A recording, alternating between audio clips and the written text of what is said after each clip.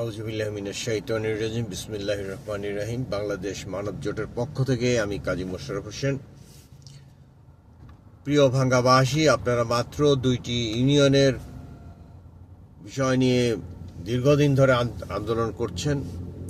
এটি পূর্বস্থলে পিএনআর দায়িত্ব প্রধান নির্বাচন কমিশনারের এবং যারা এর সাথে সংশ্লিষ্ট তাদের প্রতি অনুরোধ যে আপনারা অবিলম্বে এইটাকে পূর্বাবস্থায় ফিরিয়ে নিন, জনগণকে শান্ত করুন। সারা বাংলাদেশের জনগণের এই কারণে দুর্ভোগ হচ্ছে এবং আমি প্রিয় ভাঙ্গাবাসীকে অনুরোধ জানাবো, আপনারা আন্দোলন করেন, কিন্তু এমন কোনো আন্দোলন করবেন না যে আন্দোলনে সরকারি কোনো অফিস ক্ষতিগ্রস্ত হয়, সরকারি কোনো যানবাহন ক্ষতিগ্রস্ত হয়, কোনো কর্মকর্তা কর্মচারীকে হুমকি ধামকি দেবেন না। কারণ আপনাদের আন্দোলনটা হচ্ছে বর্তমানে যে অস্থায়ী সরকার আছে সেই অস্থায়ী সরকারকে প্রতি দাবি জানানোর জন্য। কাজেই আপনারা অনতিবিলম্বে যদি আক্রমণাত্মক ভূমিকা নিয়ে থাকেন তা পরিহার করুন, বাট সংগ্রাম চালিয়ে যান। আপনাদের যে দাবি আছে সে দাবি মীমাংসা করবে বর্তমানের যে সরকার, সেই সরকার।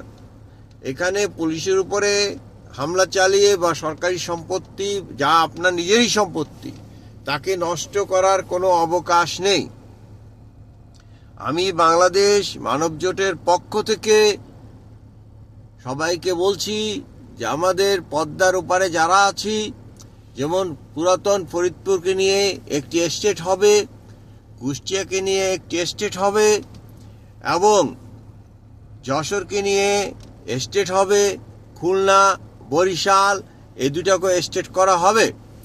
এবং আমরা চাই যে আমাদের যে বাঙালি অধ্যুষিত এই এলাকায় অবশ্যই আমরা হিন্দু, মুসলিম, বৌদ্ধ, খ্রিস্টান এই যে মেজর তিনটি সম্প্রদায়ের লোক আছে, শান্তিপূর্ণ সৌহার্দ্যপূর্ণভাবে আমরা আমাদের এই স্টেটগুলো চালাবো এবং আমাদের সেই কারণে প্রত্যেক স্টেটেরই একটি করে রাজধানী হবে। কাজেই আমরা অবশ্যই খরচ কমানোর স্বার্থে কোনো বিদেশি পণ্য ব্যবহার করব না। আমাদের যারা চেয়ারম্যান হবেন বা জেলা গভর্নর হবেন বা জেলা চেয়ারম্যান হবেন, তারা তাদের পোশাক হবে লুঙ্গি এবং ফতুয়া বা পায়জামা, পাঞ্জাবি, এবং তারা কোনো বিদেশি পণ্য ব্যবহার করতে পারবেন না। তারা অবশ্যই স্বদেশি পণ্য ব্যবহার করবেন।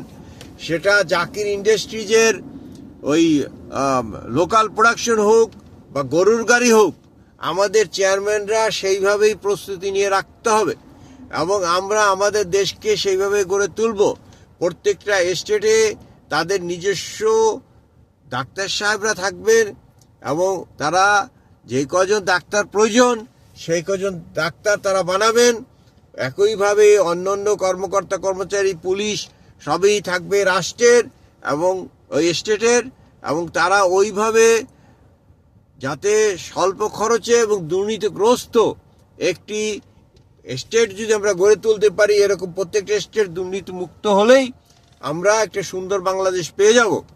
এবং এই কারণে আপনাদেরকে যারা সরকারি কর্মকর্তা আছেন তাদের কাছে এই দাবি তুলুন যে প্রত্যেকটা অফিস থেকে দুর্নীতি উচ্ছেদ করতে হবে এবং পুলিশকে জনগণের মাধ্যমে সহায়তা করতে হবে।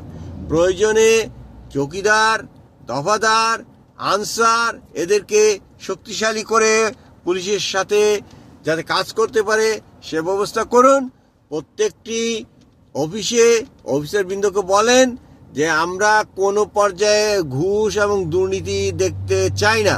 পঞ্চায়েতের মাধ্যমে বা ইউনিয়ন পরিষদের মাধ্যমে তাকে শক্তিশালী করে ওই উপজেলা সিস্টেমের মাধ্যমে যাতে আরও সবল করা যায় জনগণের শাসন, সেই চেষ্টাই করতে হবে। আমরা এই দক্ষিণাঞ্চল দিয়ে শুরু করলাম এবং এই দক্ষিণাঞ্চলের এই যে রাষ্ট্রগুলোর কথা বললাম, আগে যেগুলো বিভাগ হয়েছে সেগুলো সরাসরি স্টেট বা রাজ্য হিসেবে পরিগণিত হবে এবং এর সাথে আমরা কুষ্টিয়া এবং বৃহত্তর কুষ্টিয়া, বৃহত্তর যশোর, বৃহত্তর ফরিদপুরকে স্টেট হিসেবে ঘোষণা করা হলো। আমরা জনগণ প্রতিনিধি নির্বাচনের মাধ্যমে এই প্রত্যেকটি স্টেটকে আমরা সচল রাখবো, চালু রাখবো। ঢাকা রাজধানী থাকবে, ঠিক আছে, এবং সেখানে শুধুমাত্র বৈদেশিক আর্থিক বিষয়গুলো সেন্ট্রাল গভর্নমেন্ট দেখবে। আজকে এই পর্যন্তই। সবার সুস্বাস্থ্য কামনা করে, বাংলাদেশ সুস্বাস্থ্য কামনা করে, বাংলাদেশের দীর্ঘায়ু কামনা করে আজ এখানে শেষ করছি। আল্লাহ হাফেজ। বাংলাদেশ মানব জোটের পক্ষ থেকে আমি কাজী মোশাররফ হোসেন। আসসালামু আলাইকুম।